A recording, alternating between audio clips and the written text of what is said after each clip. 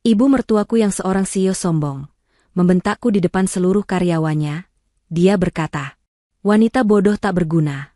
Posisimu itu pantasnya jadi OB di kantor ini." Aku menahan malu dan menjawab, "Iya Bu, terima kasih." Lalu aku pulang tepat jam 4 sore untuk pertama kalinya. Karena selama 3 tahun, aku selalu lembur dan pulang tengah malam, membangun perusahaan ini agar lebih berkembang dan maju seperti sekarang. Aku memutuskan untuk tidak datang ke kantor lagi, tapi 3 hari kemudian, 43 panggilan tak terjawab masuk di HP-ku. Karena, sebelum ceritanya dimulai, silahkan tulis di kolom komentar dari daerah mana saja teman-teman yang menonton cerita ini.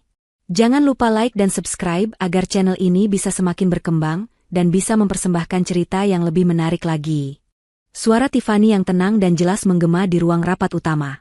Ia berdiri di depan layar proyektor besar, hijabnya yang berwarna biru pastel serasi dengan blazer profesional yang ia kenakan. Di hadapannya, duduk jajaran manajer dan kepala divisi perusahaan. Di ujung meja oval yang panjang, di kursi CEO yang paling besar, duduk Ibu Riani. Ibu mertuanya itu menatapnya dengan pandangan tajam. Bibirnya terkatup rapat, seolah mencari-cari kesalahan terkecil sekalipun. Tiffany sudah terbiasa dengan tatapan itu. Selama 3 tahun membangun perusahaan ini dari nol, tatapan itu adalah sarapannya sehari-hari. Seperti yang bisa kita lihat di proyeksi kuartal ketiga, dengan mengalihkan fokus digital kita ke target demografis baru, kita berhasil meningkatkan konversi penjualan sebesar 22%. Tiffany melanjutkan, tangannya menggerakkan pointer laser ke grafik yang sedang naik. Ia adalah otak di balik strategi ini, sama seperti ia adalah otak di balik hampir semua kesuksesan perusahaan selama 3 tahun terakhir. Perusahaan ini, yang dibanggakan Ibu Riani sebagai miliknya, sebenarnya berdiri di atas pondasi warisan ayah Tiffany. Uang jerih payah ayahnya yang ia investasikan seluruhnya, atas nama cinta pada suaminya, Julian, putra tunggal Ibu Riani. Tiba-tiba, layar proyektor berkedip. Gambar grafik hilang, digantikan layar biru dengan pesan kesalahan teknis. Tiffany sedikit terkejut, namun tetap tenang. Ia menekan tombol pada laptopnya. Tidak ada perubahan. Ia mencabut kabel HDMI dan memasangnya kembali. Masih sama. Suasana di ruang rapat menjadi tegang. Tiffany tahu ini masalah sepele. Mungkin proyektornya yang terlalu panas atau kabelnya yang longgar sedikit. Ia baru saja akan meminta staf IT untuk memeriksanya ketika suara dingin Ibu Riani memecah keheningan. Selalu ada masalah jika kamu yang presentasi, Tiffany. Tiffany menoleh. Maaf, Bu. Sepertinya ada masalah teknis kecil pada proyektor. Masalah teknis? Ibu Riani tertawa sinis. Suaranya sengaja dikeraskan agar didengar semua orang. Atau operatornya yang tidak kompeten? Saya sudah bilang berkali-kali, jangan pakai orang yang tidak kompeten untuk tugas penting. Wajah Tiffany memanas. Ia merasa puluhan pasang mata kini menatapnya. Sebagian kasihan, sebagian takut. Saya bisa melanjutkan tanpa visual, Bu. Poin utamanya adalah... Cukup. Ibu Riani menggebrak meja. Ia berdiri. Wanita parubaya yang selalu tampil glamor itu berjalan mendekati Tiffany. Ia menatap menantunya itu dari atas ke bawah dengan tatapan menghina. Presentasi berantakan. Data tidak bisa ditampilkan. Kamu membuang-buang waktu semua orang di sini. Kamu tahu apa masalahmu? Kamu tidak pantas berada di ruangan ini. Tiffany menahan napas. Ini lebih buruk dari biasanya. Ibu Riani mencondongkan tubuhnya ke depan, jarinya menunjuk lurus ke wajah Tiffany. Wanita bodoh tak berguna, teriaknya. Suaranya melengking tinggi, memenuhi setiap sudut ruangan. Posisimu itu pantasnya jadi OB di kantor ini. Tukang bersih-bersih. Bukan sok sibuk mengatur strategi. Hening. Total hening. Bahkan suara pendingin ruangan seolah ikut mati. Para manajer menundukkan kepala, tidak ada yang berani menatap. Mereka semua tahu siapa Tiffany. Mereka tahu Tiffany adalah orang yang bekerja hingga tengah malam setiap hari. Mereka tahu Tiffany yang merancang sistem, Tiffany yang menegosiasikan kontrak besar, Tiffany yang membangun perusahaan ini sementara Ibu Riani hanya datang untuk rapat dan memotong pita. Tapi mereka juga tahu siapa Ibu Riani. Dan mereka lebih memilih menyelamatkan pekerjaan mereka. Air mata menggenang di pelupuk mata Tiffany, tapi ia menolak untuk membiarkannya jatuh. Rasa malu yang membakar menjalar dari pipinya hingga ke ujung kaki. 3 tahun pengabdian. 3 tahun lembur tanpa bayaran. 3 tahun menelan hinaan diam-diam demi menjaga keutuhan rumah tangganya, demi menghormati Julian yang ia cintai. Semuanya hancur lebur dalam satu teriakan di depan umum. Batasnya sudah terlewati. Sesuatu di dalam dirinya retak, lalu patah. Selesai. Ia menarik napas panjang, mencoba menstabilkan suaranya. Ia menatap lurus ke mata Ibu Riani yang masih menyala marah. Dengan suara yang datar, nyaris berbisik namun terdengar jelas di ruangan yang senyap itu, Tiffany berkata, "Iya, Bu. Terima kasih." Ia berbalik, tidak lagi mempedulikan laptop atau materi presentasinya. Ia berjalan ke mejanya yang berada di ruangan terbuka bersama karyawan lain. Semua mata mengikutinya. Ia mengambil tas tangannya. Ia melihat jam di dinding. Tepat pukul 4 sore. Untuk pertama kalinya dalam 3 tahun, ia akan pulang tepat waktu. Ia tidak pernah pulang sebelum jam 10 malam. Seringkali ia baru sampai di rumah lewat tengah malam, ketika Julian sudah tertidur. Ia berjalan melewati lobi, melewati resepsionis yang menatapnya kaget. Ia keluar dari gedung kantor yang megah itu. Gedung yang dibelinya dengan uang warisan ayahnya. Ia masuk ke mobilnya dan duduk terdiam selama beberapa menit. Air mata yang ia tahan akhirnya mengalir deras. Bukan air mata kesedihan. Itu adalah air mata kelegaan. Kelegaan karena beban yang ia pikul sendirian, akhirnya ia lepaskan. Perjalanan pulang terasa berbeda. Ia melihat matahari sore, sesuatu yang sudah lama tidak ia nikmati. Ia sampai di rumahnya yang asri, rumah yang ia beli bersama Julian. Suaminya adalah pria yang baik. Julian memiliki perusahaan teknologinya sendiri yang sedang berkembang. Julian tidak pernah tahu sedetail apa perlakuan ibunya di kantor. Tiffany selalu menutupinya. Ia tidak ingin Julian terpecah antara memilih istri atau ibunya. Ia selalu berkata pada Julian, "Ibu cuma sedang stres, Mas. Biasa." Tapi hari ini berbeda. Tiffany masuk ke rumah. Julian ternyata sudah pulang. Ia sedang duduk di sofa ruang tamu, membaca tablet kerjanya. Mendengar pintu terbuka, Julian mendongak. Keningnya langsung berkerut dalam. "Tiffany, sayang, kamu sudah pulang? Ini baru jam, ya ampun, kamu kenapa?" Julian langsung berdiri dan menghampirinya. Ia melihat mata Tiffany yang sembab dan merah. Ia melihat kerapuhan di wajah istrinya yang biasanya selalu tegar. "Lin, ada apa? Apa yang terjadi di kantor? Apa ibu?" Tiffany tidak sanggup berkata-kata. Ia hanya menyerahkan dirinya ke dalam pelukan suaminya, dan tangisnya pecah di sana. Ia menceritakan semuanya. Setiap kata hinaan. Teriakan Ibu Riani. Tatapan para karyawan. Keputusannya untuk pulang. Julian mendengarkan dalam diam. Pelukannya semakin erat. Tiffany bisa merasakan otot-otot di lengan dan punggung suaminya mengeras. Itu bukan pelukan kasihan. Itu adalah pelukan kemarahan yang tertahan. Setelah Tiffany selesai berbicara dan tangisnya mereda, Julian melepaskan pelukannya pelan. Ia menangkup wajah istrinya. Wajah Julian, yang biasanya tenang dan hangat, kini terlihat keras. "Cukup," kata Julian dengan suara rendah namun penuh penekanan. "Aku sudah selesai bersikap baik. Aku minta maaf, sayang. Aku minta maaf karena selama ini membiarkanmu menanggung ini sendirian demi menjaga perasaanku. Kamu tidak akan kembali ke neraka itu. Besok, kita ambil kembali apa yang jadi hak milikmu. Setiap sen warisan ayahmu, setiap tetes keringatmu." Julian memeluk Tiffany kembali. "Aku di belakangmu. Sepenuhnya." Hari pertama Tiffany tidak masuk kerja terasa aneh sekaligus membebaskan. Ia bangun pagi seperti biasa, melaksanakan sholat subuh, namun kali ini ia tidak terburu-buru mengenakan pakaian kerja. Ia mematikan ponsel kantornya dan memasukkannya ke dalam laci. Ponsel pribadinya tetap menyala. Pagi itu, ia dan Julian sarapan dengan tenang. Setelah Julian berangkat ke kantornya, Tiffany tidak sendirian. Pukul 9 pagi, tim pengacara Julian, firma hukum korporat terbaik di kota, tiba di rumahnya. Mereka duduk di ruang kerja Tiffany. Selama 3 jam berikutnya, Tiffany membeberkan semuanya. Ia bukan wanita bodoh seperti yang diteriakkan Ibu Riani. Ia adalah wanita yang sangat teliti. Ia menyerahkan salinan bukti transfer bank 3 tahun lalu, menunjukkan aliran dana masif dari rekening warisannya ke rekening perusahaan yang baru didirikan. Ia menunjukkan salinan email, proposal bisnis, rancangan sistem, dan strategi pemasaran yang semuanya ia buat. Ia memiliki catatan terperinci tentang jam kerjanya. Pengacara utama, seorang pria parubaya bernama Pak Darmawan, mendengarkan dengan saksama, sesekali mengangguk. "Ini lebih dari cukup, Bu Tiffany," kata Pak Darmawan. "Perjanjian awal tidak menyebutkan ini sebagai pinjaman, melainkan investasi penyertaan modal. Secara teknis, Ibu Riani hanya memegang saham minoritas. Ibu adalah pemilik mayoritas yang sah atas perusahaan itu. Fakta bahwa ibu tidak terdaftar secara resmi di akta adalah kelalaian administratif yang bisa diperdebatkan, tapi aliran dana tidak bisa berbohong. Sementara itu, di gedung perusahaan, Ibu Riani duduk di ruangannya. Ia menganggap ketidakhadiran Tiffany hanyalah drama seorang menantu yang sedang merajuk. Biar saja, katanya pada sekretarisnya. Nanti juga dia kembali sendiri. Dia butuh pekerjaan ini.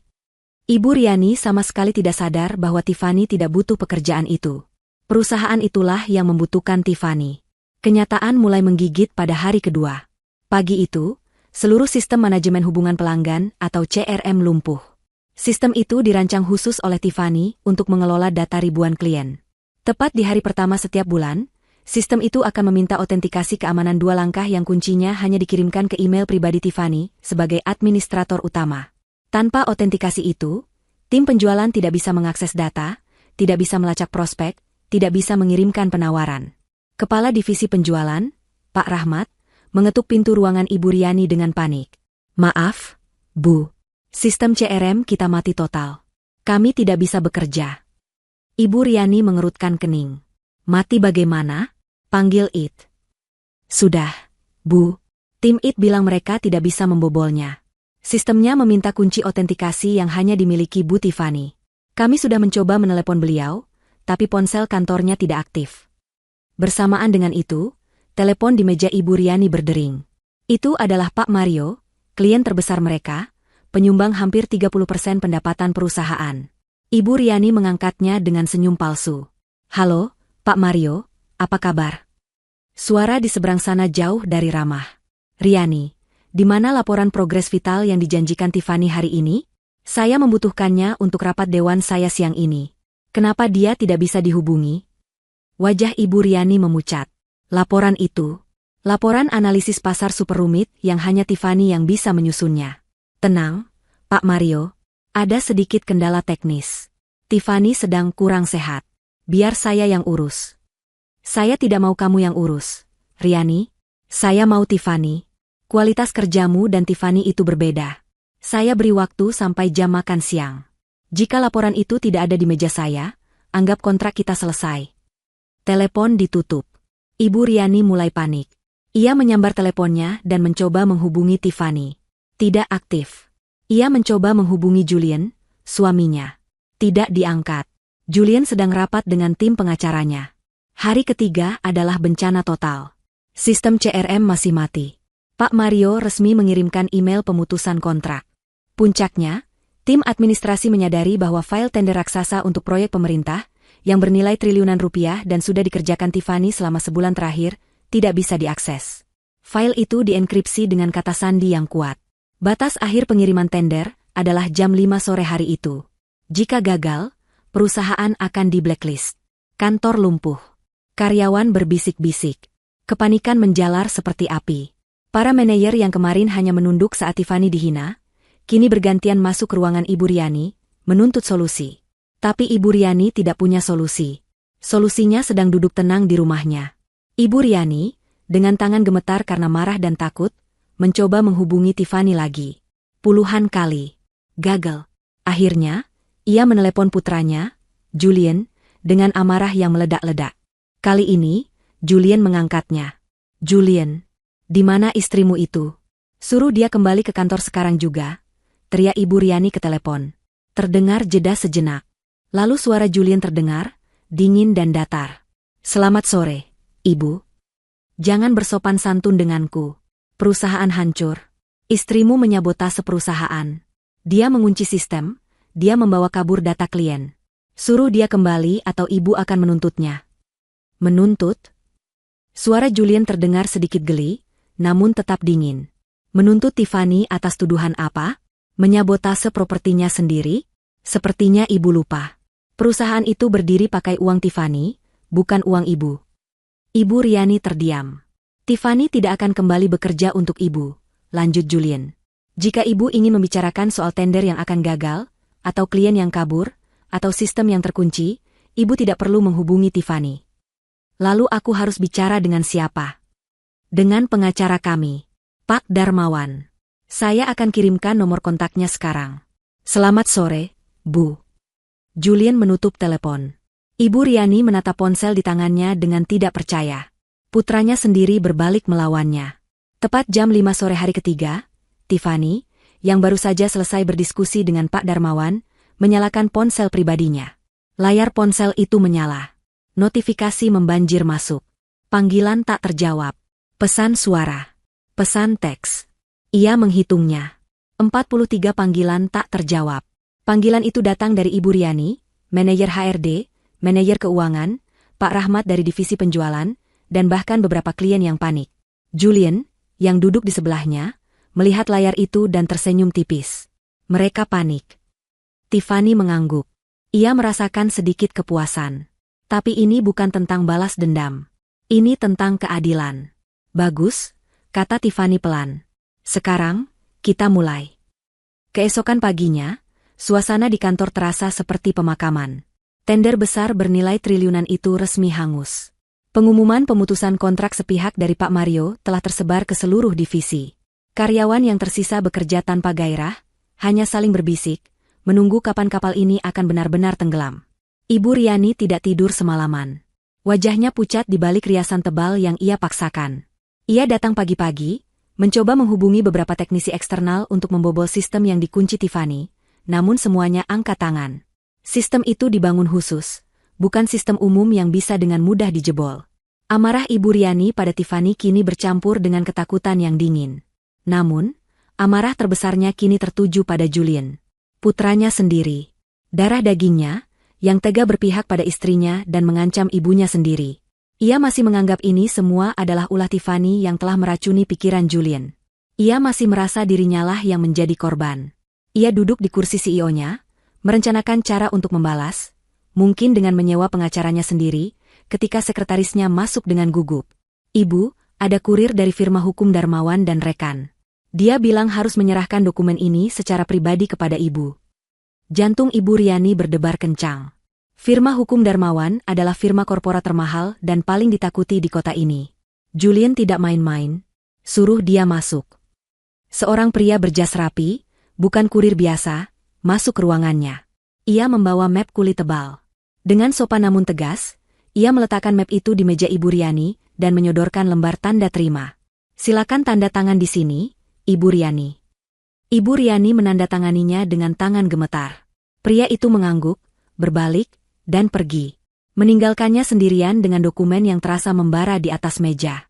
Dengan napas tertahan, ia membukanya. Itu bukan surat. Itu adalah somasi resmi. Surat peringatan hukum. Matanya bergerak cepat membaca baris demi baris. Tuntutan itu jelas dan mematikan. Poin pertama adalah bukti transfer bank 3 tahun lalu.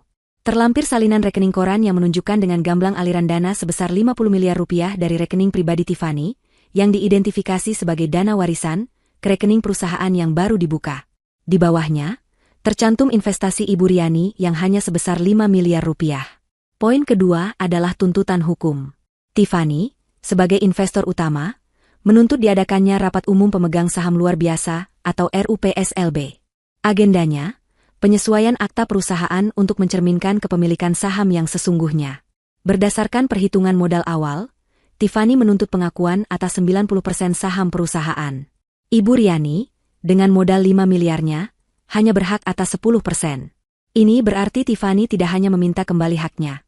Tiffany akan mengambil alih seluruh perusahaan secara legal, dan Ibu Riani akan ditendang dari kursi CEO. Poin ketiga adalah yang paling membuatnya gemetar. Surat itu menyatakan adanya dugaan kuat atas penyelewengan dana perusahaan dan mismanajemen fatal yang disengaja. Oleh karena itu, Tiffany menuntut dilakukannya audit forensik penuh dan menyeluruh oleh tim independen yang ditunjuk oleh firma hukum Darmawan. Tim audit meminta akses penuh ke semua pembukuan, rekening bank, server, dan catatan keuangan perusahaan yang akan dimulai besok pagi pukul 9. Ibu Riani merasa mual. 90%. Audit forensik. Ini bukan lagi drama keluarga. Ini adalah perang bisnis yang telah direncanakan dengan sempurna. Tiffany, wanita berhijab pendiam yang selama ini ia anggap bodoh dan penurut, ternyata telah mengumpulkan semua bukti. Dan Julian, putranya, berada di baliknya, menyediakan amunisi legal terkuat. Kemarahannya meledak. Ia menyambar ponselnya yang baru, yang lama ia banting kemarin, dan menghubungi nomor Julian. Ia tidak peduli lagi dengan pengacara. Ia ingin memaki putranya. Julian, apa maksudmu ini? Kamu mau menghancurkan ibumu sendiri?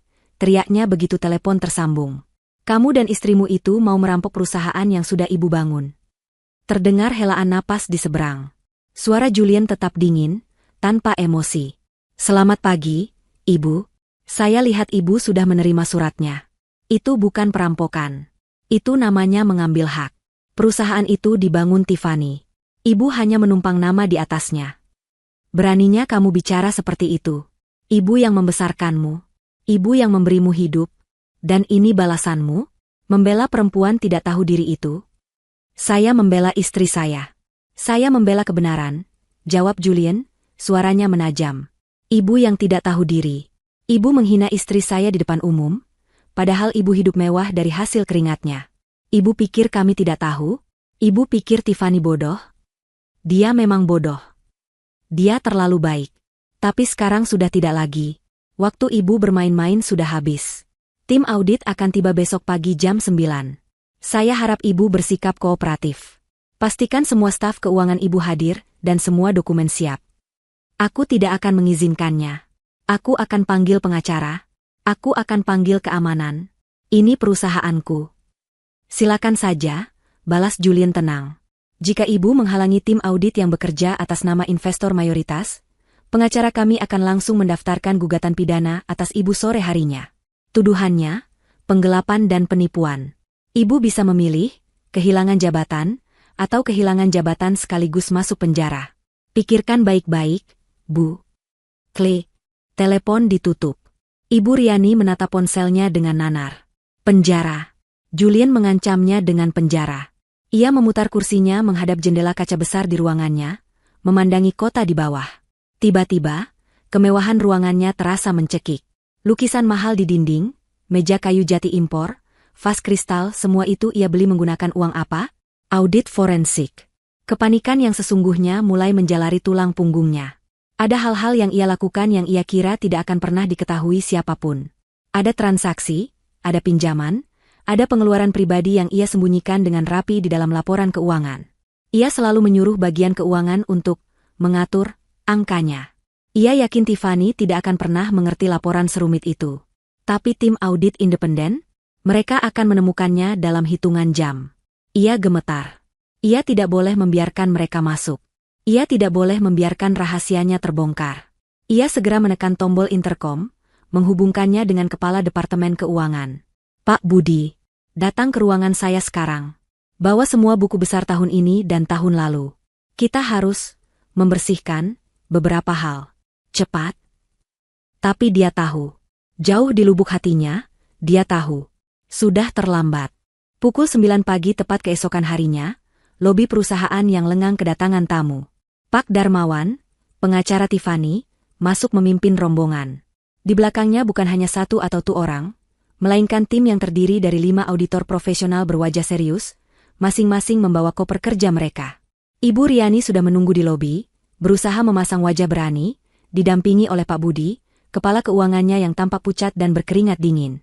Selamat pagi, Ibu Riani, sapa Pak Darmawan dengan nada formal. Seperti yang telah disampaikan, kami hadir untuk memulai proses audit forensik atas nama klien kami, Ibu Tiffany, investor mayoritas perusahaan ini. Ibu Riani mencoba gertakan terakhirnya. Saya tidak akan mengizinkan ini. Ini perusahaan saya. Anda tidak bisa seenaknya masuk dan mengobrak-abrik data pribadi kami. Saya akan panggil keamanan. Pak Darmawan bahkan tidak bergeming. Ia hanya mengangkat sebelah alisnya, lalu memberikan isyarat kepada asistennya. Asisten itu maju dan menyerahkan selembar dokumen lain kepada Ibu Riani. Itu adalah surat perintah pengadilan yang baru saja terbit pagi ini, Bu, jelas Pak Darmawan. Berdasarkan bukti awal investasi dari klien kami, pengadilan mengabulkan permintaan audit penuh. Jika Ibu atau staf Ibu mencoba menghalangi, menghambat, atau merusak barang bukti, kami akan menganggapnya sebagai penghinaan terhadap pengadilan dan tindak pidana. Pihak berwajib sudah kami siagakan di seberang jalan. Jadi, silakan putuskan. Kaki Ibu Riani lemas. Gertakannya gagal total. Ia menatap Pak Budi, yang hanya bisa menunduk pasrah. Upaya mereka semalaman untuk membersihkan buku jelas tidak ada gunanya. Baik, desis Ibu Riani, ruang rapat dewan kosong. Kalian bisa pakai di sana. Pak Budi akan membantu kalian. Terima kasih atas kerjasamanya, kata Pak Darmawan. Tim saya akan mulai bekerja. Kami meminta akses penuh ke ruang server, seluruh komputer di Departemen Keuangan, dan semua buku besar fisik serta rekening koran bank selama 3 tahun terakhir. Tim audit itu bergerak cepat dan efisien. Mereka menyebar seperti tim operasi khusus. 2 orang langsung menuju ruang server, 2 orang lagi mengambil alih ruang arsip keuangan, dan 1 auditor utama mulai mewawancarai Pak Budi di ruang terpisah. Ibu Riani hanya bisa kembali ke ruangannya. Pintunya terbuka, mengawasi dengan frustrasi dan ketakutan yang semakin menjadi. Audit berjalan sepanjang hari. Para karyawan di lantai itu hanya bisa bekerja dalam diam, mendengar suara mesin fotokopi dan printer yang bekerja tanpa henti dari ruang rapat dewan. Menjelang pukul 4 sore, Pak Darmawan meminta pertemuan dengan Ibu Riani. Wajah pengacara itu kini terlihat jauh lebih serius. Tiffany dan Julien juga hadir. Mereka baru saja tiba dan menunggu di ruang terpisah. Ibu Riani, Pak Darmawan memulai tanpa basa-basi. Kami baru memeriksa permukaan, dan apa yang kami temukan sangat mengejutkan. Ia meletakkan beberapa lembar kertas di atas meja. Ini adalah temuan awal. Pertama, kami menemukan penyelewengan dana perusahaan untuk kepentingan pribadi dalam jumlah yang sangat besar. Ratusan juta rupiah setiap tahunnya. Ia merinci. Tagihan kartu kredit pribadi Ibu Riani, untuk belanja tas bermerek di Paris, perhiasan, dan biaya perawatan kecantikan. Semuanya dibayarkan oleh perusahaan di bawah pos, biaya representasi direksi. Pembelian sebuah mobil sport mewah atas nama perusahaan, yang ternyata hanya digunakan untuk keperluan pribadi Ibu Riani. Padahal perusahaan sudah menyediakan mobil dinas yang wajar. Renovasi rumah pribadinya yang dibiayai dengan dana, renovasi kantor. Ini saja sudah cukup untuk tuntutan penggelapan dana, Bu, kata Pak Darmawan. Ibu Riani mencoba membela diri. Itu semua fasilitas untuk CEO. Itu wajar. Tidak ada yang wajar jika tidak disetujui oleh pemegang saham mayoritas, yang dalam hal ini adalah klien kami, potong Pak Darmawan. Tapi, Ibu Riani, itu bukan temuan terburuk kami. Pengacara itu berhenti sejenak.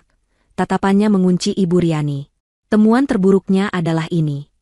Ia meletakkan dokumen perjanjian bank. Tim kami menemukan adanya pinjaman perbankan dalam jumlah masif. 50 miliar rupiah. Pinjaman itu Ibu ajukan 3 bulan lalu atas nama perusahaan. Jantung Ibu Riani serasa berhenti berdetak. Yang menarik, lanjut Pak Darmawan, jaminan atas pinjaman itu adalah gedung kantor ini. Gedung yang dibeli lunas oleh Ibu Tiffany 3 tahun lalu. Ibu menggadaikan aset milik investor utama tanpa persetujuannya. Itu untuk modal kerja. Untuk ekspansi. Elak Ibu Riani, suaranya gemetar. Bukan, kata Pak Darmawan dingin. Tim kami sudah melacak aliran dananya. 50 miliar itu tidak pernah masuk rekening operasional perusahaan. Dana itu langsung Ibu transfer ke rekening sekuritas pribadi atas nama Ibu. Semuanya terbongkar. Ibu memakai uang pinjaman perusahaan untuk bermain saham pribadi. Dan berdasarkan laporan rekening sekuritas Ibu kehilangan hampir semuanya. 90% dari dana itu hangus. Benar, Ibu Riani? Ibu Riani tidak bisa berbicara. Wajahnya pucat pasi. Jadi, simpul Pak Darmawan, Ibu tidak hanya menggelapkan dana operasional. Ibu telah menggadaikan aset utama perusahaan secara ilegal, dan menghilangkan uangnya. Perusahaan ini sekarang tidak punya uang, tidak punya sistem, dan terlilit utang 50 miliar rupiah yang akan jatuh tempo bulan depan. Bank akan segera menyita gedung ini. Pak Darmawan menutup mapnya. Ibu tidak hanya menghina menantu Ibu. Ibu telah menghancurkan perusahaan ini. Ibu telah melakukan penipuan perbankan dan penggelapan dalam jabatan. Di ruangan sebelah, Tiffany dan Julien mendengarkan laporan yang sama dari asisten Pak Darmawan. Tiffany menutup mulutnya tak percaya. Ia mengira ia datang untuk mengambil alih perusahaan yang sehat. Ia tidak tahu ia datang untuk mengambil alih sebuah kapal yang sudah berlubang dan siap tenggelam. Julien mengepalkan tangannya. Kemarahannya pada ibunya kini berubah menjadi sesuatu yang lain. Rasa ngeri. Ini bukan lagi soal merebut hak. Ini soal menyelamatkan apa yang tersisa dari warisan ayahnya, sebelum Ban mengambil semuanya. Dan ini berarti, ibunya sendiri, Ibu Riani, kini adalah seorang kriminal yang akan menghadapi hukuman penjara. Kabar mengenai hasil audit forensik itu tidak mungkin disimpan rapat. Pak Budi, Sang kepala keuangan yang gemetaran, menceritakan garis besarnya kepada beberapa manajer kepercayaan. Dalam hitungan jam, rahasia paling kelam perusahaan itu menyebar di antara para pimpinan. Bukan lagi sekadar bisikan. Ini adalah fakta yang menghancurkan. Ibu Riani, CEO yang mereka takuti, ternyata adalah seorang penjudi gagal yang telah mengorbankan perusahaan dan masa depan ratusan karyawannya untuk menutupi kerugian pribadinya. 50 miliar rupiah. Jumlah yang begitu besar hingga sulit dibayangkan. Gedung kantor yang mereka tempati ternyata sudah menjadi jaminan utang yang mustahil terbayar. Bagi 3 orang manajer kunci, Pak Rahmat, kepala penjualan, Ibu Sinta, kepala operasional, dan Dito, kepala IT, berita ini adalah titik balik terakhir. Mereka adalah 3 pilar yang selama ini menjalankan roda perusahaan sehari-hari, bekerja langsung di bawah arahan strategis Tiffany.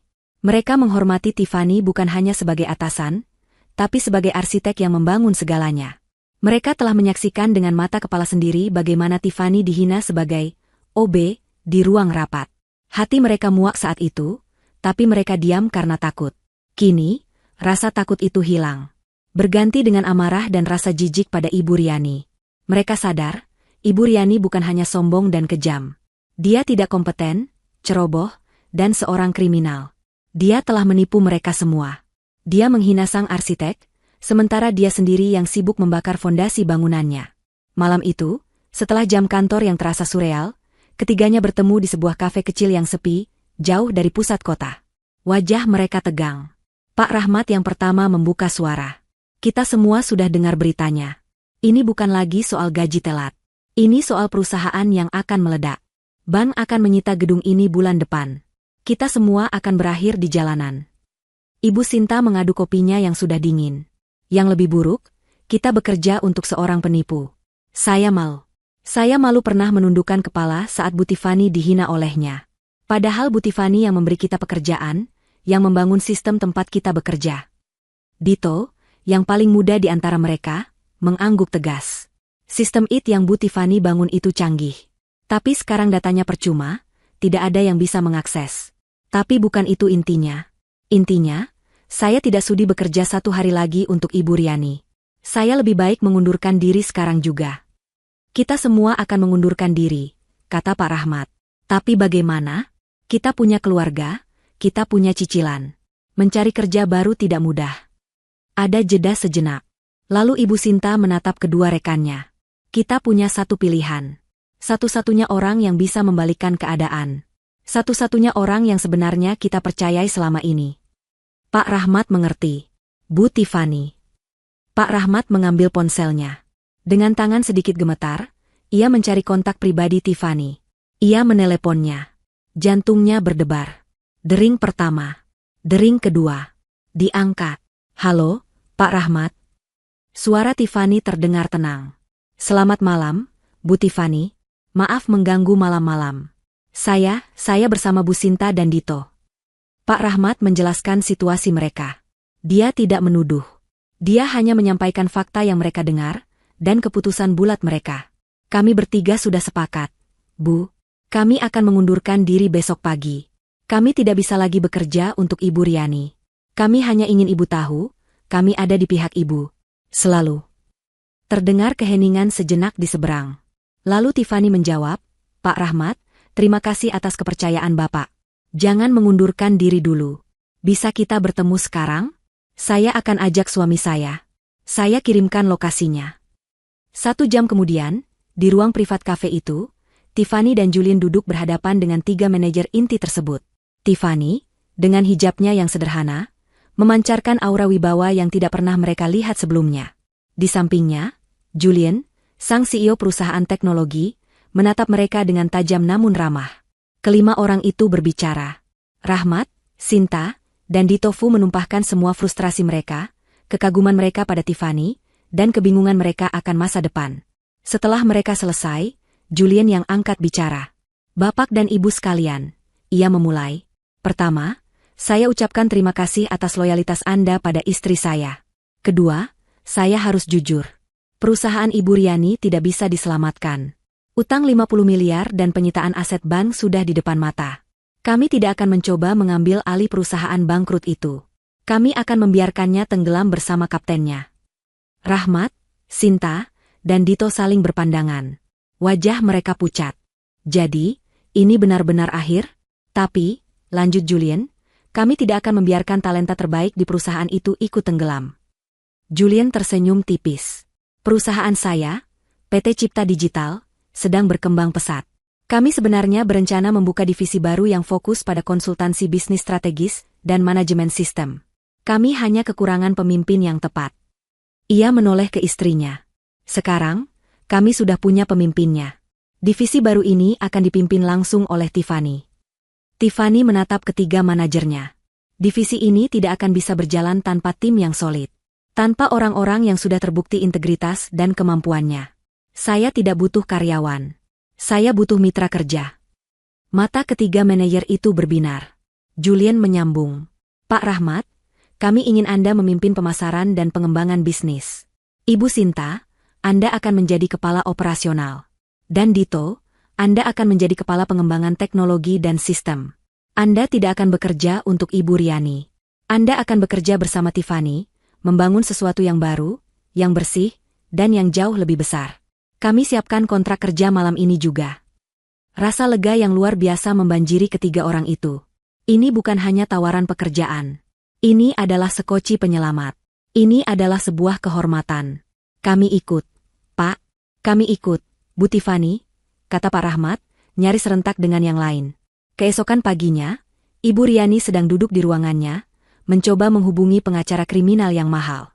Ia masih belum menyadari apa yang akan terjadi. Pukul 9 pagi, satu persatu, tiga pilar utamanya masuk. Pertama Pak Rahmat. Ia meletakkan surat di meja. Ibu Riani, ini surat pengunduran diri saya.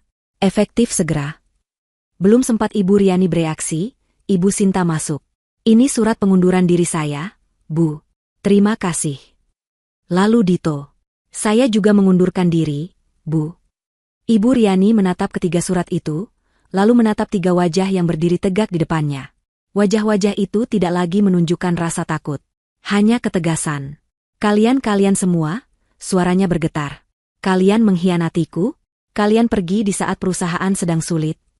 Ibu Sinta, yang biasanya paling pendiam, maju selangkah. Kami tidak mengkhianati Ibu. Kami hanya menolak untuk tenggelam bersama Ibu. Ibu yang mengkhianati kami semua, mengkhianati Bu Tiffany, saat Ibu mempertaruhkan masa depan kami di meja judi saham. Selamat tinggal, Bu. Ketiganya berbalik badan dan berjalan keluar ruangan. Ibu Riani terperangah. Ia sendirian. Benar-benar sendirian di dalam kantor mewah yang kini terasa seperti kuburan. Tidak ada sistem. Tidak ada klien. Dan sekarang, tidak ada satupun manajer inti yang tersisa. Perusahaan itu resmi mati. Berita di dunia bisnis menyebar lebih cepat daripada api di padang kering. Cerita tentang kehancuran dramatis perusahaan properti yang dipimpin Ibu Riani menjadi topik hangat di setiap pertemuan klub bisnis dan grup percakapan para eksekutif. Ceritanya begitu lengkap dan memuaskan. Seorang CEO arogan yang menghina menantunya sendiri di depan umum. Sang menantu yang ternyata adalah investor utama dan otak jenius di balik perusahaan. Sang menantu yang pergi dalam diam. Dan puncaknya, penemuan audit yang membongkar penggelapan dana 50 miliar rupiah. Nama Ibu Riani hancur dalam semalam. Tidak ada bank yang mau berurusan dengannya. Tidak ada pemasok yang mau mengirim barang tanpa pembayaran tunai di muka. Tidak ada satupun profesional kompeten yang mau melamar kerja di perusahaannya, yang kini dijuluki kapal karam. Di sisi lain kota, di gedung kantor PT Cipta Digital milik Julian yang modern dan sibuk, suasana sangat kontras. Di lantai baru yang disiapkan khusus, divisi konsultansi bisnis pimpinan Tiffany mulai beroperasi. Tiffany, Rahmat, Sinta, dan Dito tidak membuang waktu. Mereka bergerak cepat. Dito, dengan dukungan penuh dari tim Julian, mulai membangun infrastruktur sistem baru yang lebih canggih dari yang lama. Langkah pertama Tiffany sangat strategis. Dia tidak perlu mencari klien baru. Dia hanya perlu mengambil kembali apa yang memang seharusnya menjadi miliknya.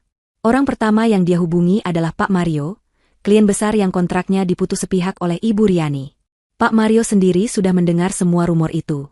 Ketika namanya muncul di layar ponsel Julian, dia langsung mengangkatnya.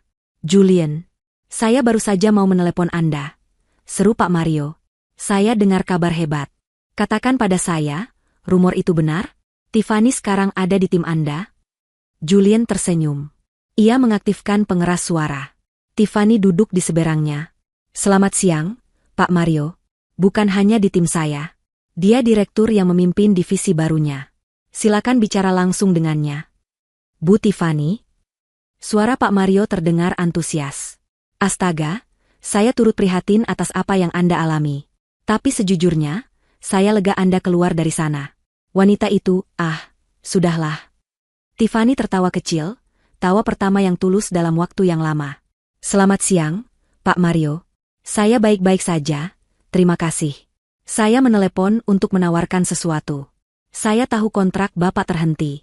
Divisi baru saya, bersama Pak Rahmat, Bu Sinta, dan Dito, siap mengambil alih proyek Bapak.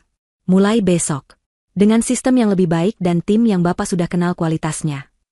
Pak Mario tertawa terbahak-bahak. Bu Tiffany, Anda tidak perlu menjual. Saya sudah beli. Kirimkan saja proposal dan kontrak barunya ke email saya siang ini. Anggap saja kontrak saya yang dulu itu pindah alamat ke perusahaan Anda. Saya hanya mau berbisnis dengan Anda. Saya ikut kemanapun otak jenius itu pergi. Itu adalah domino pertama. Kemenangan besar pertama. Dengan kontrak dari Pak Mario di tangan, Pak Rahmat, kini sebagai kepala pemasaran divisi baru, mulai bergerak. Dia memiliki daftar semua klien lama yang dia dan Tiffany rawat selama 3 tahun. Satu persatu, dia menghubungi mereka. Skripnya sederhana, jujur, dan kuat. Selamat pagi, Pak Budi. Ini Rahmat. Saya ingin menginformasikan bahwa saya, bersama Ibu Tiffany, Ibu Sinta, dan Dito, kini secara resmi pindah ke divisi baru di bawah naungan PT Cipta Digital milik Pak Julien. Kami tahu layanan Bapak sempat terganggu di perusahaan lama. Kami di sini untuk memastikan hal itu tidak terjadi lagi. Kami siap melanjutkan semua proyek Anda yang tertunda dengan layanan yang lebih baik. Reaksi para klien bisa ditebak. Mereka semua sudah mendengar rumor kehancuran perusahaan Ibu Riani. Mereka panik karena proyek mereka terbengkalai. Telepon dari Pak Rahmat adalah jawaban atas doa mereka. Mereka tidak bodoh. Mereka tahu siapa Tiffany. Mereka tahu Tiffany, Rahmat, Sinta, dan Dito adalah tim impian yang menjalankan perusahaan itu. Dalam waktu 1 minggu, 80% dari seluruh portofolio klien perusahaan Ibu Riani telah secara resmi memindahkan kontrak mereka ke divisi baru Tiffany. Terjadi migrasi klien besar-besaran. Tiffany kini benar-benar berada di elemennya. Di ruang rapat barunya, ia memimpin rapat strategi. Ia tidak lagi duduk diam menahan hinaan. Ia berdiri di depan timnya, hijabnya yang rapi memancarkan aura kepemimpinan. Ia memberikan arahan, timnya mendengarkan, mencatat, dan melaksanakannya dengan antusias. Julien seringkali hanya duduk di belakang ruangan, memperhatikan istrinya bersinar, dengan senyum bangga di wajahnya. Sementara itu, di gedung kantor Ibu Riani, suasana semakin mencekam. Telepon sudah berhenti berdering. Email sudah berhenti masuk. Satu-satunya surat yang datang adalah surat tagihan. Staf junior yang tersisa, yang gajinya sudah tidak dibayar selama sebulan, mulai mengemasi barang mereka satu persatu dan pergi tanpa pamit. Pak Budi, sang kepala keuangan, telah menghilang tanpa jejak, takut terseret dalam kasus pidana yang akan menjerat Ibu Riani. Pukulan terakhir datang di akhir bulan. Sebuah amplop coklat tebal dari bank, diantar oleh kurir resmi. Isinya bukan lagi peringatan. Itu adalah surat pemberitahuan tunggakan pembayaran pinjaman pokok sebesar 50 miliar rupiah. Di bawahnya, tertulis dengan jelas, pemberitahuan penyitaan aset jaminan. Bank secara resmi akan mengambil alih gedung kantor itu. Pelelangan umum akan dilaksanakan dalam 30 hari ke depan. Ibu Riani duduk sendirian di kursi CEO-nya yang mahal. Ia kini tidak hanya kehilangan tim, kehilangan klien, dan kehilangan reputasi. Ia telah kehilangan segalanya. Perusahaannya kini hanyalah cangkang kosong yang terlilit utang, di dalam gedung yang sebentar lagi akan dirampas paksa. Dia menatap surat sita itu, tangannya gemetar. Dia benar-benar bangkrut dan sendirian. Keheningan di kantor Ibu Riani terasa menakutkan. Gedung yang dulunya sibuk itu kini kosong melompong. Hanya tersisa dirinya dan beberapa staf administrasi level bawah yang masih bertahan, berharap sisa gaji mereka terbayar. Surat sita dari bank tergeletak di mejanya, sebuah bom waktu yang menghitung mundur 30 hari. Dalam sekejap, Ibu Riani telah kehilangan segalanya. Perusahaan, status, klien, dan yang paling menyakitkan, putranya sendiri. Ia kini terpojok, bangkrut, dan sendirian. Namun, seorang Ibu Riani tidak akan jatuh tanpa perlawanan. Jika ia tidak bisa menang dalam bisnis, jika ia tidak bisa menang secara hukum, yang jelas ia akan kalah telak. masih ada satu medan perang terakhir yang bisa ia gunakan. Satu-satunya senjata yang masih ia miliki, yaitu statusnya sebagai seorang ibu. Dalam keputusasaannya, ia tidak lagi melihat logika. Ia hanya melihat satu jalan, menghancurkan reputasi Julian dan Tiffany. Jika ia harus tenggelam, ia akan menyeret mereka berdua bersamanya. Ia akan memainkan peran yang paling ia kuasai di depan lingkaran sosialitanya, peran korban. Rencananya dimulai sore itu juga. Ia menelepon kontak lamanya di sebuah stasiun televisi gosip, seorang produser acara infotainment yang haus akan cerita dramatis. "Rina," katanya di telepon, suaranya sudah diatur agar terdengar parau dan penuh air mata. "Ini aku, Riani. Aku butuh bantuanmu. Aku sedang dizalimi, Rina, oleh anakku sendiri." 1 jam kemudian, sebuah tim liputan lengkap dengan kamera sudah berada di lobi kantornya yang kosong. Ibu Riani telah bersiap. Ia tidak memakai blazer CEO-nya yang mahal. Ia mengenakan blus sederhana yang sedikit kusam. Riasan wajahnya sengaja dibuat tipis, dengan sedikit noda maskara di bawah matanya, seolah ia baru saja menangis berjam-jam.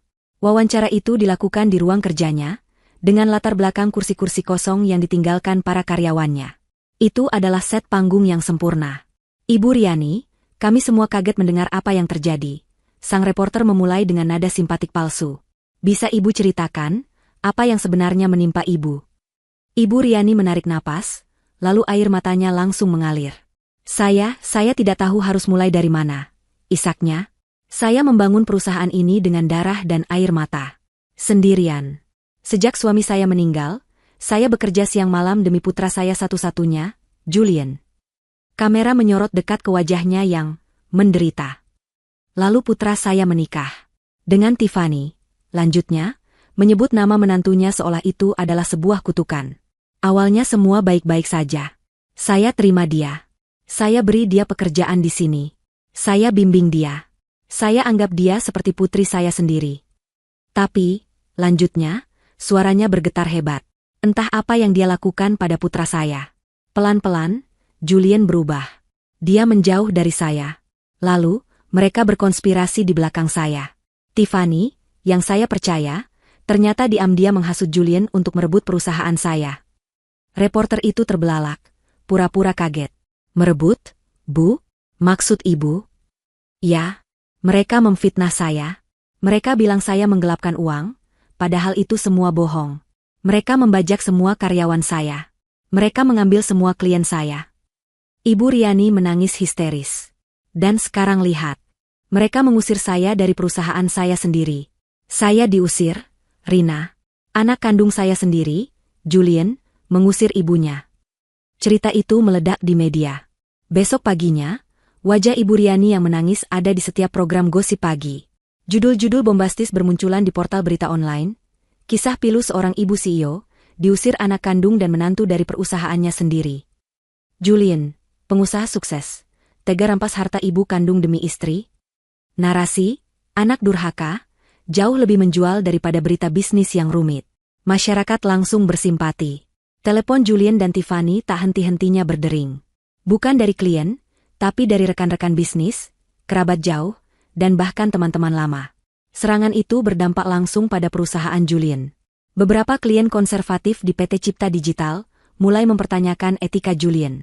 "Pak Julian, saya lihat berita, apa benar Anda memperlakukan ibu Anda seperti itu?" tanya salah satu investornya via telepon. "Kami tidak nyaman berbisnis dengan orang yang tidak menghormati orang tuanya." Tiffany pun tak luput. Di lingkungan sosialnya, orang-orang mulai berbisik di belakangnya. "Lihat, itu Tiffany. Wanita berhijab tapi hatinya jahat. Pasti dia pakai guna-guna sampai suaminya lupa sama ibunya." Puncaknya, untuk memberikan bobot legal pada dramanya, Ibu Riani, melalui pengacara murah yang ia sewa dengan sisa uangnya, melayangkan gugatan ke pengadilan. Gugatannya bukan soal perusahaan, karena ia tahu ia akan kalah. Ia menuntut Julian atas penelantaran orang tua, dan menuntut Tiffany atas perampasan aset keluarga. Itu adalah langkah putus asa yang brilian secara strategis. Gugatan itu membuat ceritanya di media terlihat sah. Di kantor mereka yang baru, Julian meninju dinding ruang rapatnya. Amarahnya memuncak. "Dia memfitnah kita. Dia memfitnahmu, Tiffany. Dia menyebutmu perampok di televisi nasional." "Tiffany, yang sedari tadi diam membaca artikel-artikel berita di tabletnya, menatap suaminya dengan tenang. Matanya merah, tapi tatapannya tajam. "Mas, Ibu Riani sedang bermain drama. Kalau kita balas dengan drama, kita kalah. Dia lebih jago." "Lalu kita harus diam saja?" seru Julien. "Reputasiku hancur. Perusahaanku kena dampaknya." "Kita tidak akan diam," kata Tiffany. Ia berdiri dan menghampiri suaminya. "Kita akan melawannya. Tapi kita tidak akan melawan dengan drama. Kita akan melawan dengan satu hal yang paling dia takuti." Julien menatapnya. "Kita akan melawan dengan kebenaran." Tiffany mengambil ponselnya dan menelepon Pak Darmawan, pengacara mereka. "Pak Darmawan, selamat siang. Saya mau kita adakan konferensi pers besok. Undang semua media, bisnis, hukum, dan ya undang juga media gosip yang mewawancarai Ibu Riani. Sudah waktunya kita menunjukkan pada semua orang, siapa sebenarnya korban di sini." Keesokan harinya, aula serbaguna di kantor PT Cipta Digital disulap menjadi ruang konferensi pers. Puluhan wartawan dari berbagai media telah berkumpul. Suasananya tegang. Para wartawan gosip di barisan depan sudah menyiapkan pertanyaan-pertanyaan tajam seputar anak durhaka. Sementara wartawan bisnis dan hukum terlihat lebih skeptis, menunggu apa yang akan disampaikan pihak Julien. Tepat pukul 11 siang, Tiffany, Julien, dan Pak Darmawan memasuki ruangan. Lampu kilat kamera langsung meledak, menyilaukan mata. Tiffany, dengan hijab abu-abu yang elegan, berjalan tenang. Julien terlihat tegang, rahangnya mengeras. Pak Darmawan membawa sebuah map tebal. Mereka duduk di meja panjang. Pak Darmawan yang mengambil alih mikrofon pertama kali. "Selamat siang, rekan-rekan media." Ia memulai dengan suara tenang namun berwibawa. "Kami mengadakan konferensi pers ini untuk meluruskan berita simpang siur yang merugikan klien kami, Bapak Julien dan Ibu Tiffany. Kami di sini bukan untuk membicarakan drama keluarga. Kami di sini untuk memaparkan fakta hukum dan fakta finansial." Ia memberi isyarat, dan layar proyektor besar di belakang mereka menyala. Dokumen pertama yang muncul adalah bukti transfer bank 3 tahun lalu. "Fakta pertama," kata Pak Darmawan. "Perusahaan yang dipermasalahkan, PT Megah Sentosa, didirikan dengan modal awal 55 miliar rupiah. Seperti yang Anda lihat di layar, 50 miliar rupiah, atau lebih dari 90% modal, berasal dari rekening pribadi Ibu Tiffany. Ini adalah dana warisan sah almarhum ayah beliau. 5 miliar sisanya berasal dari Ibu Riani. Jadi, mari kita luruskan, Ibu Tiffany bukan karyawan. Beliau adalah investor mayoritas dan pemilik sah perusahaan tersebut." Para wartawan mulai terhenyak. Mereka sibuk mencatat dan mengambil gambar layar. Ini adalah fakta yang tidak pernah disebutkan Ibu Riani. "Fakta kedua," lanjut Pak Darmawan, mengganti slide. "Layar kini menunjukkan rangkuman hasil audit forensik. Klien kami dituduh merampok perusahaan. Faktanya adalah sebaliknya. Klien kami sedang berusaha menyelamatkan aset mereka dari perusahaan yang telah dirusak secara sistematis oleh manajemen sebelumnya, yaitu Ibu Riani." Pak Darmawan mulai merinci temuan audit. Ia menunjukkan bukti pengeluaran pribadi Ibu Riani menggunakan dana perusahaan. Tagihan belanja tas mewah di Eropa, cicilan mobil sport, biaya renovasi rumah. Para wartawan gosip mulai terlihat gelisah. "Tapi itu bukan yang terburuk," kata Pak Darmawan. Suasana hening. Slide berganti. Menunjukkan dokumen perjanjian pinjaman bank. 3 bulan lalu, Ibu Riani, secara diam-diam dan tanpa persetujuan pemegang saham mayoritas Ibu Tiffany, telah mengambil pinjaman bank atas nama perusahaan sebesar 50 miliar rupiah. Jaminannya, gedung kantor, aset yang dibeli lunas oleh Ibu Tiffany. Terdengar pekikan tertahan dari barisan wartawan. Kemana uang 50 miliar itu? Apakah untuk ekspansi perusahaan, seperti yang seharusnya? Pak Darmawan menggeleng. Tidak. Uang itu ditransfer ke rekening sekuritas pribadi Ibu Riani.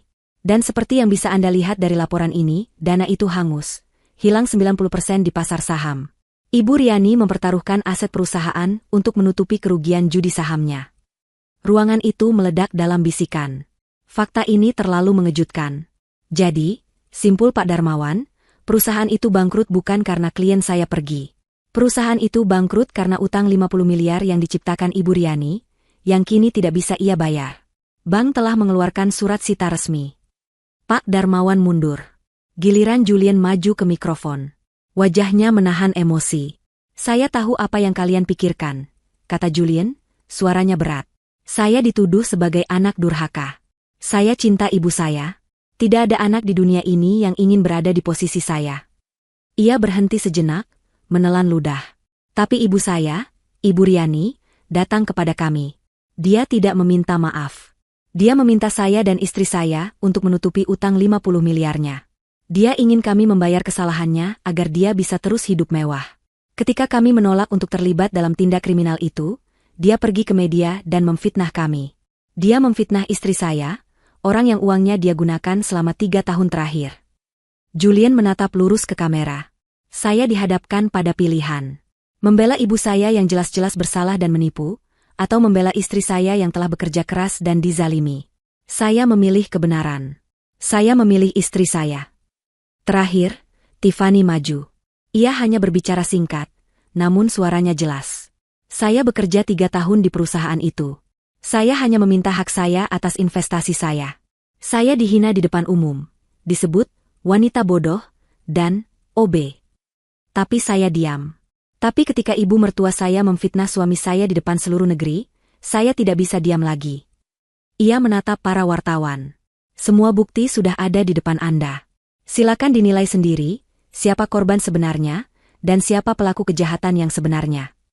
Konferensi pers itu selesai. Beritanya berbalik 180 derajat. Sore itu juga, semua portal berita menurunkan berita lama. Judul barunya jauh lebih ganas, terbongkar. Bukan dirampok, Ibu Riani terlilit utang judi saham 50 miliar. Fakta audit, Ibu Riani gadaikan aset menantu, uang hangus. Julian Tiffany bukan pelaku, tapi korban penipuan. Drama, anak durhaka, seketika lenyap, digantikan oleh fakta, CEO penipu. Reputasi Ibu Riani hancur lebur, tidak tersisa. Gugatan, penelantaran orang tua, yang ia ajukan langsung ditolak mentah-mentah oleh pengadilan, karena dianggap tidak memiliki dasar hukum dan diajukan dengan niat buruk. Karma tidak berhenti di situ. Keesokan paginya, setelah konferensi pers yang menghebohkan itu, pihak Kejaksaan Negeri, yang melihat bukti-bukti audit yang dipaparkan ke publik, memutuskan untuk tidak tinggal diam. Kasus ini terlalu besar untuk diabaikan. Ibu Riani, yang sedang duduk termenung di rumah mewahnya yang sepi, rumah yang sebentar lagi juga akan disita karena ia gagal bayar cicilan, mendengar bel pintu berbunyi. Ia mengira itu wartawan lagi. Ia membuka pintu. Di depannya tidak berdiri reporter. Di depannya berdiri 2 orang pria berseragam, didampingi 2 orang berjas rapi yang menunjukkan lencana. "Selamat pagi," kata salah satu pria berjas. "Kami dari Kejaksaan. Apakah benar ini dengan Ibu Riani? Ibu kami panggil untuk hadir ke kantor kami sebagai saksi untuk dimintai keterangan atas dugaan tindak pidana penggelapan dana dalam jabatan dan penipuan perbankan." Ibu Riani merasa kakinya lemas. Ia bukan lagi korban yang teraniaya di TV. Ia kini resmi menjadi tersangka dalam penyelidikan kriminal. Proses hukum yang menanti Ibu Riani berjalan cepat dan brutal. Konferensi pers yang digelar Tiffany dan Julian tidak hanya membersihkan nama mereka di mata publik. Itu adalah paku terakhir di peti mati Ibu Riani. Dengan bukti audit forensik yang begitu telak, penipuan perbankan, penggelapan dana, pemalsuan jaminan, Ibu Riani tidak punya celah untuk membela diri. Kejaksaan menetapkannya sebagai tersangka utama. Menghadapi ancaman hukuman penjara puluhan tahun, pengacara Ibu Riani yang baru dan mahal, dibayar dengan sisa perhiasan yang berhasil ia sembunyikan, menyarankannya untuk mengambil satu-satunya jalan keluar, bekerja sama. Ibu Riani, yang kini benar-benar hancur dan kehabisan energi untuk bertarung, menyetujui kesepakatan pembelaan. Ia mengakui semua perbuatannya. Sebagai gantinya, ia lolos dari hukuman kurungan penjara, namun diganjar dengan hukuman percobaan yang sangat ketat selama 5 tahun. Tapi hukuman utamanya bukanlah dari pengadilan pidana. Hukuman utamanya datang dari pengadilan perdata dan perbankan. Ia divonis harus mengembalikan seluruh kerugian. 50 miliar rupiah kepada pihak bank, ditambah puluhan miliar lainnya kepada perusahaan atas dana yang ia gelapkan. Tentu saja ia tidak punya uang sepeser pun. Satu-satunya jalan adalah likuidasi total. Semua aset atas nama Ibu Riani, tanpa terkecuali, disita oleh kurator dan bank untuk dilelang. Rumah mewahnya, mobil sportnya yang ia banggakan, koleksi tas dan perhiasannya, bahkan perabotan di dalam rumahnya. Semuanya akan dijual paksa. Dan tentu saja, aset utama yang digadaikan, gedung kantor PT Megah Sentosa, adalah yang pertama kali dilelang oleh bank untuk menutupi pinjaman pokok. Hari pelelangan itu tiba. Sebuah aula besar di Hotel Bintang 5 disewa oleh balai lelang resmi. Puluhan investor, spekulan properti, dan perwakilan bank berkumpul. Di barisan keempat, duduk Tiffany dan Julian. Tiffany terlihat tenang, ia mengenakan setelan kerja berwarna krem, memegang buku catatan kecil. Julian duduk tegak di sampingnya, menggenggam erat tangan istrinya. Mereka bukan datang untuk menonton. Mereka datang untuk bisnis. Di barisan paling belakang, di sudut ruangan yang gelap, duduk seorang wanita yang hampir tak bisa dikenali. Ibu Riani. Ia diwajibkan hadir oleh kurator sebagai pemilik aset yang dilelang. Ia tidak lagi mengenakan pakaian glamor. Ia hanya memakai blus sederhana, wajahnya pucat tanpa riasan, matanya kosong menatap panggung. Setiap ketukan palu juru lelang terasa seperti pukulan ke harga dirinya yang sudah remuk. Baik, Bapak dan Ibu sekalian, seru juru lelang. Kita mulai dengan aset pertama. Sebuah gedung perkantoran komersial 8 lantai di kawasan bisnis utama. Aset bebas sengketa, sitaan bank. Foto gedung kantor PT Mega Sentosa, gedung yang dibangun dengan uang Tiffany, muncul di layar besar. Kita buka harga di angka 40 miliar rupiah. Para spekulan langsung mengangkat papan mereka. 41. 42. 42,5. Harga merangkak naik. Tiffany hanya diam memperhatikan. Julian berbisik, belum, sayang. Biarkan mereka saling menaikkan harga. Tiffany mengangguk. Harga terus naik, mencapai angka 48 miliar. Ibu Riani di belakang hanya menunduk.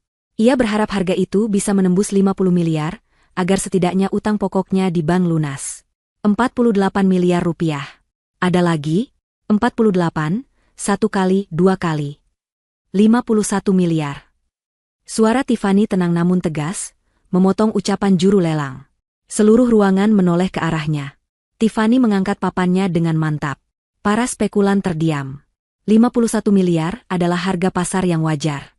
Mereka ragu untuk menaikkan lagi. Juru lelang tersenyum lebar. Luar biasa. 51 miliar rupiah dari ibu di barisan keempat. Ada yang berani menawar lebih tinggi? 51 miliar, 1 kali, 2 kali. Ibu Riani di belakang mengangkat kepalanya. Ia melihat punggung Tiffany. Menantunya yang dulu ia sebut OB. Kini wanita itu dengan santai mengeluarkan uang 51 miliar untuk membeli gedung yang ia hancurkan. Rasa malu dan iri membakarnya. Dan 3 kali terjual kepada ibu Tiffany. Palu diketuk dengan keras. Tiffany menutup buku catatannya. Selesai, bisiknya pada Julian. Ia telah membeli kembali apa yang menjadi miliknya, kali ini dengan cara yang bersih, legal, dan disaksikan semua orang. Acara berlanjut. Mobil sport Ibu Riani terjual. Koleksi lukisannya terjual. Sekarang, tiba di aset terakhir. Aset yang paling personal. Aset terakhir hari ini, kata juru lelang. Sebuah rumah tinggal mewah di kawasan elit Kebayoran. Luas tanah 2000 meter persegi, lengkap dengan kolam renang dan perabotan impor. Foto rumah Ibu Riani, tempat ia biasa mengadakan pesta sosialita, tempat ia menghina Tiffany saat makan malam keluarga, muncul di layar. Ini adalah benteng terakhir kebanggaan Ibu Riani. Kita buka harga di 10 miliar rupiah. Penawaran berlangsung lebih lambat. Ini rumah tinggal, pasarnya lebih sempit. Harga naik pelan. 10,5. 11. 11,5. Di angka 12 miliar, penawaran berhenti. 12 miliar rupiah. 1 kali. 2 kali. Juru lelang bersiap mengetuk palu. Di barisan belakang, bahu Ibu Riani mulai bergetar. Ia terisak dalam diam. Ia kini sadar. Setelah palu itu diketuk, ia akan benar-benar menjadi gelandangan. Ia tidak punya tempat tinggal. Tidak punya apa-apa lagi. 12 miliar, 3. 15 miliar. Suara itu bukan suara Tiffany. Suara itu berat dan tegas. Julian yang mengangkat papannya. Seluruh ruangan kembali menoleh. Tiffany menatap suaminya, sedikit terkejut, namun ia kemudian tersenyum tipis dan mengangguk, seolah mengerti. Para penawar lain langsung mundur. Lompatan 3 miliar terlalu besar. Ibu Riani di belakang mendongak. Matanya yang basah air mata menatap tidak percaya ke arah putranya. Julian? Julian yang membelinya? Untuk apa? Untuk mengusirnya secara pribadi? Juru lelang tidak membuang waktu. 15 miliar rupiah. 1 kali. 2 kali. 3 kali. Terjual. Kepada Bapak Julien. Palu diketuk. Lelang selesai. Para peserta mulai bubar. Tiffany dan Julien berjalan ke depan untuk menandatangani dokumen. Ibu Riani tetap duduk di kursinya, membeku. Ia tidak tahu harus berbuat apa. Ia telah kehilangan segalanya, namun di detik terakhir, putranya membeli rumahnya. Apa artinya ini? Apakah ini belas kasihan? Ataukah ini bentuk penghinaan yang baru? Ketidakpastian ini terasa lebih menakutkan daripada kehilangan rumah itu sendiri. 1 tahun berlalu sejak hari pelelangan yang dramatis itu. Waktu telah mengubah segalanya. Gedung kantor 8 lantai yang dibeli Tiffany telah direnovasi total. Papan nama PT Megah Sentosa yang suram telah lama dicopot. Kini di atasnya terpampang logo baru yang elegan, Tiffany Khrekan, Konsultansi Strategis, sebuah divisi independen di bawah payung PT Cipta Digital. Kantor itu kini sibuk, modern, dan penuh energi positif. Tiffany, dengan gaya kepemimpinannya yang tenang namun tegas, telah membangun reputasi sebagai konsultan bisnis paling dicari di kota. Ia tidak hanya mengambil kembali klien lama, ia mendapatkan puluhan klien baru yang jauh lebih besar. Pak Mario menjadi mitra setia, dan kesuksesan proyek mereka menjadi studi kasus di banyak majalah bisnis. Pak Rahmat, Ibu Sinta, dan Dito, sebagai mitra kerja Tiffany, menikmati kesuksesan yang tidak pernah mereka bayangkan. Mereka dihormati, digaji sangat layak, dan yang terpenting, mereka bekerja di lingkungan yang sehat. Tiffany dan Julien kini dikenal sebagai pasangan emas di dunia bisnis. Mereka kuat, beretika, dan tak terpisahkan. Lalu, bagaimana dengan Ibu Riani? Ibu Riani masih tinggal di rumah mewah di Kebayoran. Rumah yang dibeli Julien di pelelangan itu. Dari luar, tidak ada yang berubah. Rumputnya masih terpotong rapi, kolam renangnya masih biru jernih. Tapi di dalam, segalanya berbeda. Saat Julien menandatangani akta jual beli rumah itu, ia tidak mendaftarkannya atas namanya. Ia mendaftarkannya 100% atas nama istrinya, Tiffany. Itu adalah hadiahnya untuk Tiffany. Sebuah simbol bahwa semua yang ia miliki, ia serahkan pada istrinya yang telah ia pilih. Karma Ibu Riani bukanlah kemiskinan di jalanan. Karmanya jauh lebih dalam dari itu. Dia diizinkan tinggal di rumah itu. Dia tidak diusir. Julien masih memberinya uang bulanan yang cukup untuk makan dan kebutuhan sehari-hari. Tapi hanya itu. Dia tidak punya kekuasaan. Dia tidak punya status. Dia tidak punya teman. Lingkaran sosialitanya telah mengucilkannya sejak skandal penipuannya terungkap. Mereka malu bergaul dengan seorang kriminal yang gagal. Dia kini hidup sebagai seorang numpang. Setiap hari ia bangun di kamar tidur yang bukan miliknya. Ia berjalan di lantai marmer yang dibayar oleh menantunya. Ia makan nasi yang dibeli dengan uang belas kasihan dari orang yang pernah ia sebut bodoh dan OB. Dia tidak punya mobil. Jika ia ingin pergi, ia harus memesan taksi online. Dia tidak punya kartu kredit. Dia tidak punya akses ke rekening bank manapun selain rekening tabungan yang diisi Julien setiap bulan. Dia adalah seorang tahanan di dalam istananya sendiri. Terisolasi dalam kemewahan yang bukan haknya. Baginya, yang terbiasa memerintah dan menghina, ketergantungan ini adalah siksaan psikologis yang jauh lebih berat daripada hukuman penjara. Sore itu, di akhir pekan, sebuah mobil memasuki halaman rumah. Julien dan Tiffany datang berkunjung. Ini adalah kunjungan rutin mereka sebulan sekali, untuk memastikan ibunya baik-baik saja. Mereka duduk di ruang tamu yang megah namun terasa dingin. Ibu Riani, kini terlihat jauh lebih tua, menyajikan teh untuk mereka. Tangannya sedikit gemetar. Tidak ada lagi tatapan arogan. Hanya ada tatapan kosong dan lelah. Setelah hening yang panjang, Ibu Riani akhirnya menatap Tiffany. Suaranya pelan dan parau. Ini adalah pertanyaan yang ia pendam selama 1 tahun. Kenapa? Tanyanya. Tiffany dan Julien saling berpandangan. Kenapa apanya? Bu, tanya Julien lembut. Kenapa kalian membeli rumah ini? Kenapa kalian masih memberiku uang? Kenapa tidak biarkan saja aku di jalanan? Bukankah itu yang pantas aku dapatkan? Julien hendak menjawab, tapi Tiffany memberi isyarat pelan. Tiffany yang akan menjawabnya. Tiffany menatap lurus ke mata wanita yang telah menghancurkan hidupnya, dan yang hidupnya kini ada di tangannya. Kami tidak melakukannya untuk ibu, kata Tiffany dengan suara tenang. Kami melakukannya untuk Julien. Karena seburuk apapun ibu tetaplah wanita yang melahirkannya. Julien tidak akan bisa hidup tenang membiarkan ibunya menjadi gelandangan. Tiffany berhenti sejenak, lalu melanjutkan. Dan kami melakukannya untuk diri kami sendiri. Terutama untuk saya. Untukmu. Ibu Riani tidak mengerti. Iya, kata Tiffany. Saat ibu meneriaki saya di ruang rapat hari itu, ibu berkata saya pantasnya jadi OB. Ibu menghina saya karena ibu merasa posisi ibu jauh lebih tinggi dari saya. Ibu menikmati kekuasaan ibu dengan cara merendahkan orang lain. Tiffany mencondongkan tubuhnya sedikit. Hari ini, posisi kita berbalik. Saya bisa saja mengusir ibu. Saya bisa saja membiarkan ibu mengemis di jalan. Saya punya kekuasaan penuh untuk melakukan itu. Tapi saya tidak akan melakukannya. Karena saya, kata Tiffany, matanya menatap tajam namun tidak ada kebencian di sana, tidak akan pernah menjadi seperti ibu.